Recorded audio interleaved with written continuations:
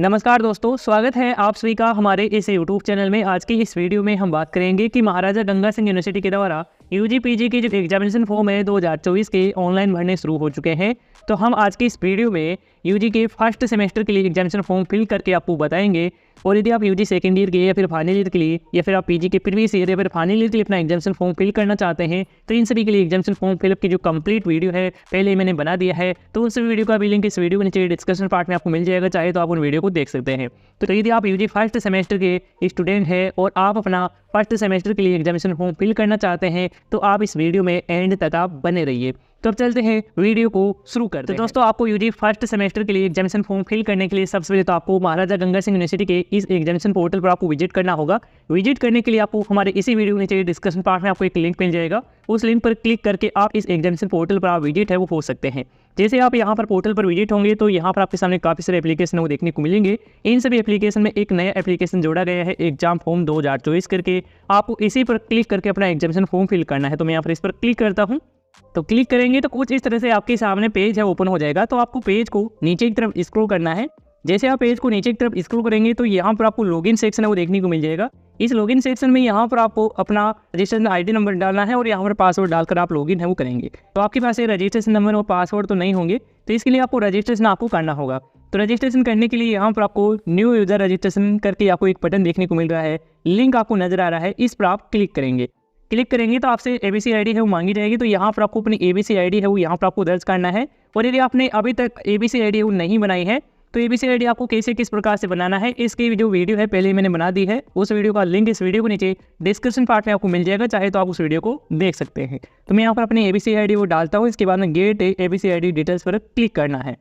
तो जैसे आप गेट डिटेल्स पर क्लिक करेंगे तो आपके एबीसी आईडी के अनुसार जो भी जानकारी होगी इस रजिस्ट्रेशन फॉर्म में ऑटोमेटिकली फेच है वो हो जाएगी। लेकिन जिस जानकारी कमी रह जाती है उस जानकारी को आपको मैनुअल तरीके से आपको फिल है वो आपको करना है। जैसे कि यहाँ पर आप देख सकते हैं कि एबीसी आईडी आ चुकी है और स्टूडेंट का नाम है ऑटोमेटिकली एबीसी आईडी से ही फेच है वो कर लिया गया है। लेकिन यहाँ पर देख सकते हैं कि फादर्स नेम है वो नहीं आया है। तो यहाँ पर आपको फादर्स नेम है वो यहाँ पर आपको अपने 10th क्लास के मार्कशीट के अनुसार यहाँ पर आपको दर्ज करना है। इसके बाद नीचे की तरफ आएंगे और यहाँ पर आपको मदर्स नेम भी फिल करना होगा। अपने डेट ऑफ बर्थ है वो यहाँ पर आप सेलेक्ट करेंगे। इसके बाद जेंडर भी ऑटोमेटिकली एबीसी आईडी से ही फेच है वो कर लिया जाता है। इसके बाद में यहाँ पर आपको मोबाइल नंबर है वो आपको डालना है। जो भी एक्टिव मोबाइल नंबर है, चालू मोबाइल नंबर है, उसी को यहाँ पर आप दर्ज करेंगे। इसके बाद में यहाँ पर आपको ईमेल आईडी भी दर्ज करना होगा। तो आप अपनी ईमेल आईडी वो यहाँ पर दर्ज करेंगे, जो भी वैलिड है सही से आपको फिल करना है। इसके बाद में आपको अपने आधार कार्ड नंबर है 12 डिजिट के वो यहाँ पर आप फिल करेंगे। आधार कार्ड नंबर यहाँ पर दर्ज कर देते हैं। इसके बाद में आपको अपनी फ़ोटो है और सिग्नेचर है वो यहाँ पर आपको अपलोड करना है। फोटो सिग्नेचर का जो फॉर्मेट है वो आपको GIF आपको रखना है, यही फॉर्मेट है। इसी फॉर्मेट में आप फोटो सिग्नेचर अपलोड कर पाएंगे। साइज़ तो आप 50 से ऊपर आप रख सकते हैं। तो आपको इसमें किसी प्रकार की समस्या है वो आपको देखने को नहीं मिलेगी। इसके बाद में आप पूरी जानकारी है इस रजिस्ट्रेशन फॉर्म में डाल देते हैं, दर्ज कर देते हैं। इसके बाद में यहाँ पर आपको एक चेकबॉक्स दिखाई दे रहा है, इस पर आप टिक कर देंगे। टिक कर देंगे यानी कि आप इस जानकारी से सहमत है। इसके बाद आप सबमिट वाले बटन पर आप क्लिक कर देंगे। जैसे आप सबमिट वाले बटन पर क्लिक करेंगे तो आपको एक रजिस्ट्रेशन नंबर मिल जाएगा। आप चाहे तो उसे नोट कर सकते हैं या फिर आपने जो भी मोबाइल नंबर यहाँ पर दर्ज किया होगा उस मोबाइल नंबर पर भी एक मैसेज आ जाता है। उस मैसेज में आपको रजिस्ट्रेशन नंबर और पासवर्ड आपको मिल जाता है। पासवर्ड आपका मोबाइल नंबर ही रहेगा, उसी से आप लॉगिन है वो करेंगे। तो मैंने यहाँ पर ऑलरेडी यहाँ पर रजिस्ट्रेशन किया हुआ है, तो मैं यहाँ पर बैक आ जाता हूँ, लॉगिन सेक्शन में ही आ जाता हूँ। तो स्टूडेंट आपको रजिस्ट्रेशन नंबर मिल जाता है। तो यहाँ पर अपना रजिस्ट्रेशन नंबर डालना है और यहाँ पर आपको पासवर्ड एंटर करना है। पासवर्ड आपका मोबाइल नंबर रहेगा, मोबाइल नंबर यहाँ पर दर्ज करेंगे। इसके बाद आप लॉगिन बटन पर आप क्लिक कर देंगे। तो जैसे आप अपनी आईडी पासवर्ड डालकर आप लॉगिन करेंगे तो आप सक्सेसफुली आप लॉगिन हो जाएंगे और इस तरह से आपके सामने डैशबोर्ड है वो नजर आ जाएगा। आपको अपना एग्जामिनेशन फॉर्म फिल करना है तो इसके लिए आपको फिल एग्जाम फॉर्म का एक बटन आपको देखने को मिल रहा है, इसी पर आपको क्लिक करना है। और जो भी आपने रजिस्ट्रेशन करते समय आपने जो भी फोटो अपलोड किया है, सिग्नेचर अपलोड किया है, इसका प्रूफ भी यहाँ पर आप देख सकते हैं। इसके बाद में दोस्तों इस तरह से आपके सामने क्लास सिलेक्शन पैनल है वो देखने को मिलेगा। इसमें सबसे पहले तो आपको अपनी कोर्स की जो कैटेगरी है वो यहाँ पर आप सिलेक्ट करेंगे। जैसे आप सिलेक्ट करेंगे तो यहाँ पर आपको 3 अलग अलग कैटेगरी देखने को मिल जाती है, जैसे कि रेगुलर है, एक्स स्टूडेंट है, NC स्टूडेंट है। यहाँ पर आप अपने कोडिंग सिलेक्ट कर सकते हैं। जैसे कि मैं यहाँ पर रेगुलर स्टूडेंट के लिए करने वाला हूँ, एग्जामिनेशन फॉर्म फिल करके आपको बताने वाला हूँ, तो मैं यहाँ पर रेगुलर सेलेक्ट करता हूँ। इसके बाद में यहाँ पर आपको यूजी पीजी की जो कैटेगरी है वो यहाँ पर आपको सिलेक्ट करना है। तो मैं इसमें से यहाँ पर यूजी है वो सिलेक्ट कर लेता हूँ, क्योंकि मैं फर्स्ट सेमेस्टर के लिए एग्जामिनेशन फॉर्म फिल करने वाला हूँ यूजी का, तो मैं यहाँ पर यूजी सेलेक्ट कर लेता हूँ। इसके बाद में यहाँ पर आपको सिलेक्टेड टाइम में यहाँ पर कोर्स के नाम देखने को मिल जाएंगे, जैसे कि आर्ट्स है, बीकॉम है, BSc है, वो आप अपनी कोडिंग सेलेक्ट कर लेंगे जो भी है। जैसे कि आर्ट्स सेलेक्ट करता हूँ। इसके बाद में यहाँ पर आपको अपनी क्लास का जो नाम है वो आपको सिलेक्ट करना है। यहाँ पर देख सकते हैं कि BA फर्स्ट सेमेस्टर है वो यहाँ पर आ चुका है। आज से ही आपके एग्जामिनेशन फॉर्म शुरू हुए हैं तो यहाँ पर आ चुका है, तो मैं यही सिलेक्ट है वो कर लेता हूँ। इसके बाद में आपको न्यू स्टूडेंट एग्जाम फॉर्म 2024 पर आपको क्लिक करना है, यानी कि यहाँ पर आप क्लिक करेंगे। इसके बाद में इस तरह से आपके सामने एग्जामिनेशन फॉर्म का फर्स्ट जो स्टेप है ओपन हो जाता है। इस फर्स्ट स्टेप में यहाँ पर देख सकते हैं कि यहाँ पर आपके नाम की जो जानकारी है इंग्लिश में ऑलरेडी आपको पिन मिल जाती है, केवल आपको हिंदी में नाम की एंट्री है वो यहाँ पर आपको फिल करना है।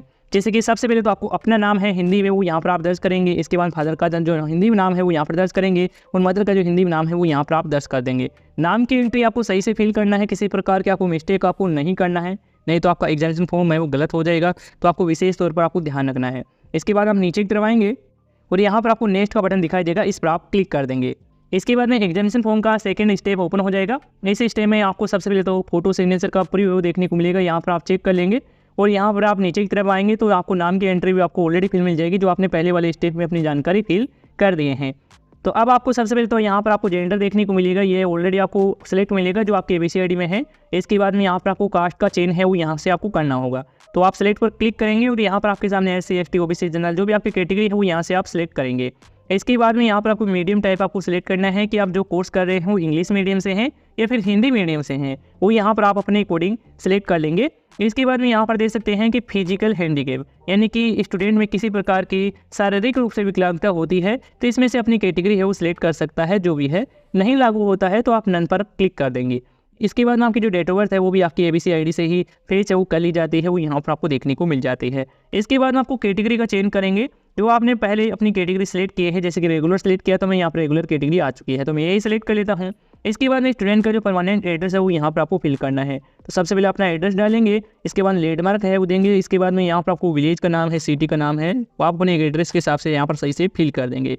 इसके बाद अपना जो स्टेट है राज्य है वो सिलेक्ट करेंगे। इसके बाद डिस्ट्रिक्ट का चेंज है वो यहाँ पर आप करेंगे। इसके बाद अपने एरिया के हिसाब से जो पिन कोड है एड्रेस के हिसाब से वो यहाँ पर आप दर्ज कर देंगे। 6 डिजिट का आपको पिन कोड डालना है। इसके बाद में यहाँ पर आपको मोबाइल नंबर भी ऑलरेडी पिन मिल जाएगा, जो आपने रजिस्ट्रेशन के समय डाला है वही मोबाइल नंबर यहाँ पर आपको देखने को मिल जाएगा। इसके बाद में यहाँ पर आपको अपनी ईमेल ID और ABCD कार्ड भी यहाँ पर आपको देखने को मिल जाते हैं। इसके बाद में यहाँ पर आपको अब की बार अपने बैंक डिटेल्स है, बैंक की जानकारी है वो भी यहाँ पर आपको डालने होंगे। तो सबसे पहले तो यहाँ पर आपको बैंक अकाउंट होल्डर का जो नाम है, यानी कि आपका नाम ही यहाँ पर आपको दर्ज करना होगा। इसके बाद में आपको बैंक अकाउंट का जो नंबर है आप अपनी बैंक डायरी में देखकर यहाँ पर फिल करेंगे।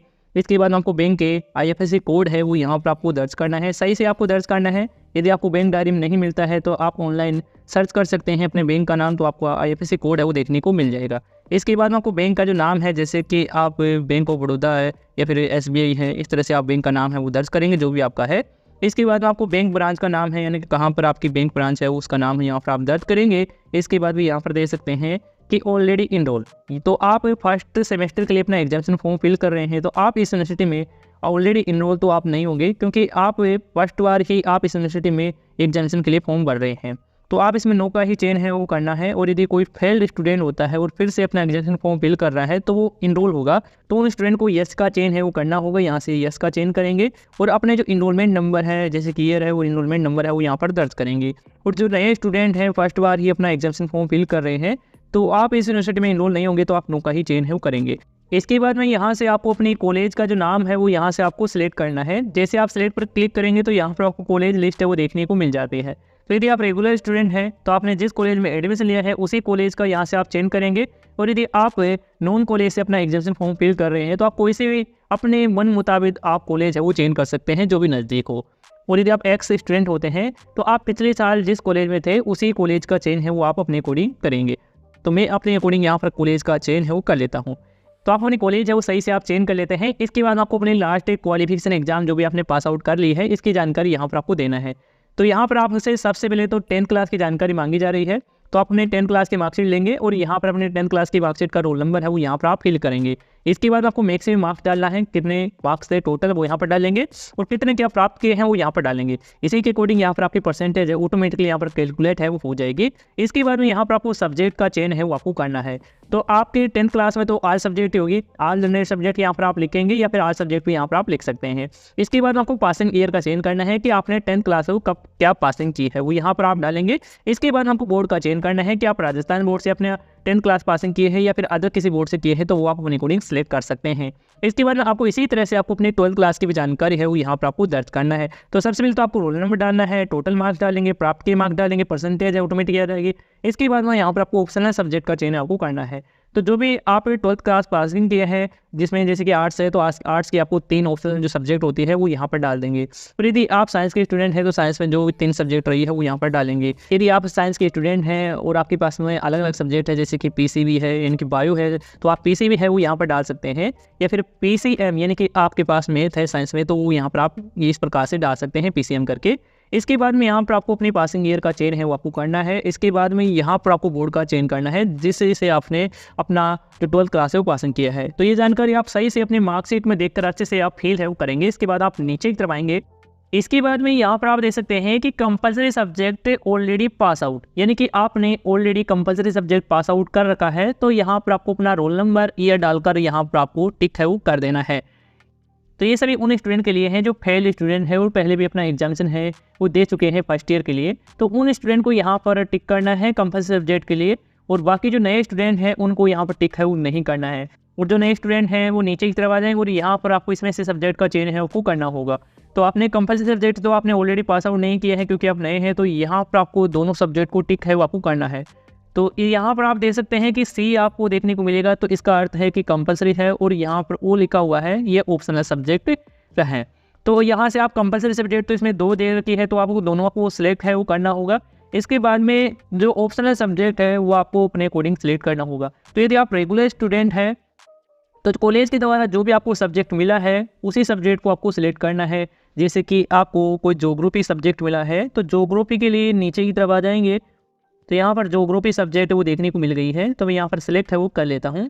तो देख सकते हैं स्टूडेंट मैंने यहाँ पर ज्योग्राफी सब्जेक्ट है वो सिलेक्ट कर लिया है। आपको भी इसी तरह से आपको सिलेक्ट है वो करना होगा। यहाँ पर देख सकते हैं कि ज्योग्राफी में प्रैक्टिकल भी होता है तो मैंने यहाँ पर प्रैक्टिकली यहाँ पर सिलेक्ट है वो कर लिया है। जैसे आप सिलेक्ट करेंगे तो आपको बता दिया जाएगा कि आपको कितना पेपर है वो आपको सिलेक्ट करना है। तो स्टूडेंट मैंने यहाँ पर तीनों सब्जेक्ट है वो सिलेक्ट कर लिया है। इसके बाद आप नीचे की तरफ आएंगे।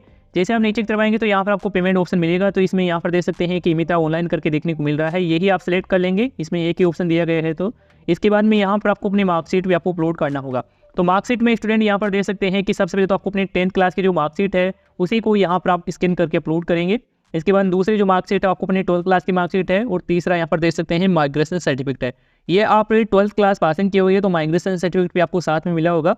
आप अपने स्कूल से प्राप्त कर सकते हैं। यदि आपको नहीं मिला है तो आप अपने स्कूल से प्राप्त करके माइग्रेशन सर्टिफिकेट को भी स्कैन करके यहाँ पर आपको अपलोड है वो आपको करना होगा। तो ये चीज़ें हैं वो आप अपलोड करेंगे। और जो भी आप फाइल अपलोड कर रहे हैं इसकी जो साइज़ है वो 100 KB से ऊपर है वो नहीं होनी चाहिए, यानी कि 100 KB से ऊपर की फाइल आप अपलोड है वो नहीं कर पाएंगे। अपलोड करेंगे तो आपको एरर वो देखने को मिल जाएगा। और फॉर्मेट की बात करें तो देख सकते हैं कि JPG है, GIF और BMP फॉर्मेट है, यानी कि आप इमेज फॉर्मेट में ही ये डॉक्यूमेंट है, ये जो फाइल है वो आप अपलोड कर पाएंगे। तो ये सभी जानकारी आप अच्छे से सही से आप एग्जामिनेशन फॉर्म में डाल देते हैं, दर्ज कर देते हैं। इसके बाद में आपको प्रोसीड बटन पर आपको क्लिक करना है। इसके बाद में इस तरह से आपके सामने पेमेंट का जो इनवॉइस है वो देखने को मिल जाएगा। इस पेमेंट इनवॉइस में यहाँ पर आपको एक चालान नंबर मिल रहा है, इसको आपको नोट करना चाहें तो आप नोट कर सकते हैं, या फिर आप इस पेमेंट इनवॉइस का भी प्रिंट आउट लेकर अपने पास सुरक्षित आप रख लेंगे। और यहाँ पर जो भी जानकारी दे रखी है इसको आपको एक बार अच्छे से चेक कर लेना है। इसके बाद में आपको पेमेंट करना है, और पेमेंट कितना क्या करना है इसकी जानकारी यहाँ पर आप देख सकते हैं। यहाँ पर आपको पेमेंट की जानकारी भी आपको देखने को मिल जाएगी। अब यदि प्रिंट आउट लेना चाहते हैं तो इसके लिए आप नीचे की तरफ आ जाएंगे, और यहाँ पर आपको प्रिंट का ऑप्शन दिया गया है, इस पर आप क्लिक करके प्रिंट आउट ले सकते हैं। और यदि आप पेमेंट करना चाहते हैं तो आप मेक पेमेंट का बटन दिखाई दे रहा है, इस पर आप क्लिक करके पेमेंट कर सकते हैं। जैसे कि मैं इस पर क्लिक करता हूँ तो इस तरह से आपके सामने पेमेंट की डिटेल्स है, ट्रांजैक्शन आईडी है वो यहाँ पर आपको देखने को मिल जाएगी। इसके बाद में यहाँ पर आप प्रोसीड बटन पर आप क्लिक करेंगे। इसके बाद में इस तरह से आपके सामने पेमेंट गेटवे वो देखने को मिल जाता है। इस पेमेंट गेटवे में यहाँ पर देख सकते हैं कि आप जो पेमेंट है वो नेट बैंकिंग या फिर क्रेडिट कार्ड, डेबिट कार्ड के माध्यम से कर सकते हैं, या फिर वॉलेट के माध्यम से भी कर सकते हैं। तो इसमें से पेमेंट करने का जो सही तरीका है वो नेट बैंकिंग है और क्रेडिट कार्ड, डेबिट कार्ड का है। वॉलेट से आप पेमेंट करेंगे तो आपका पेमेंट है वो अटक सकता है। तो मैं इसमें से यहाँ पर डेबिट कार्ड वाला ऑप्शन सेलेक्ट करता हूँ।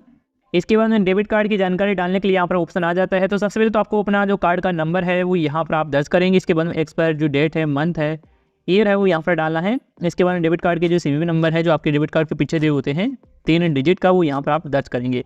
इसके बाद कार्ड होल्डर का जो नाम है जो आपके डेबिट कार्ड पर नाम है वो यहाँ पर आप दर्ज करेंगे। इसके बाद आपको मेक पेमेंट पर आपको क्लिक करना है। जैसे आप मेक पेमेंट पर क्लिक करेंगे तो आपके डेबिट कार्ड से कनेक्टेड बैंक से मोबाइल पर एक ओटीपी आएगा, ओटीपी डाल देंगे, इसके बाद में आपका पेमेंट है वो सक्सेसफुली हो जाएगा। जैसे आपका पेमेंट है वो सक्सेसफुली हो जाता है तो आपके सामने एग्जाम फॉर्म का जो फाइनल जो प्रिंट आउट है वो देखने को मिल जाता है। तो उस एग्जामिनेशन फॉर्म के फाइनल प्रिंट आउट को आपको प्रिंट आउट करा लेना है। इसके बाद में आपको अपने कॉलेज में जाकर आपको जमा भी आपको करवाना है। और आप जब कॉलेज में जमा कराने जाएँ तो आपको उसके साथ आवश्यक दस्तावेज अटैच करना है, जैसे कि आधार कार्ड की फोटोकॉपी हो गई, जाति मूल हो गया, या फिर आप अपने 10th क्लास की जो मार्कशीट है, 12th क्लास की मार्कशीट की फोटोकॉपी अटैच करके आपको साथ में ले जाना है। तभी आपका जो एग्जामिनेशन फॉर्म है वो कॉलेज में एक्सेप्ट है वो किया जाएगा। तो आप समझ गए होंगे। यदि आप अपना एग्जामिनेशन फॉर्म कंप्लीटली फिल कर देते हैं, पेमेंट भी आप कर देते हैं, इसके बाद मेरी आप फाइनल जो प्रिंट आउट है एग्जामिनेशन फॉर्म का नहीं ले पाते हैं, तो यहाँ पर आपको एक नया और बटन है वो देखने को मिल जाएगा। जैसे कि यहाँ पर फिल एग्जामिनेशन फॉर्म का एक बटन देखने को मिल रहा है, इसी तरह से आपको एक प्रिंट करने का भी ऑप्शन है वो यहाँ पर आपको देखने को मिल जाएगा। अभी फिलहाल यहाँ पर आपको नहीं देखने को मिलेगा क्योंकि मैंने यहाँ पर फॉर्म एग्जामिनेशन फॉर्म फिल नहीं किया है। जैसे फॉर्म फिल करेंगे तो एक नया आपको देखो ऑप्शन है वो देखने को मिल जाएगा, उस पर क्लिक करके अपना एग्जामिनेशन फॉर्म का जो फाइनल जो प्रिंट आउट है वो ले सकते हैं। तो इस तरह से स्टूडेंट है आप महाराजा गंगा यूनिवर्सिटी के यूजीपीजी के लिए अपना एग्जामिनेशन फॉर्म है 2024 के लिए भर सकते हैं। और यदि आपको अपना एग्जामिनेशन फॉर्म भरने में किसी प्रकार की आपको समस्या आती है, किसी प्रकार का एरर आपको देखने को मिलता है, तो आप हमें कमेंट करके आप बता सकते हैं। धन्यवाद दोस्तों।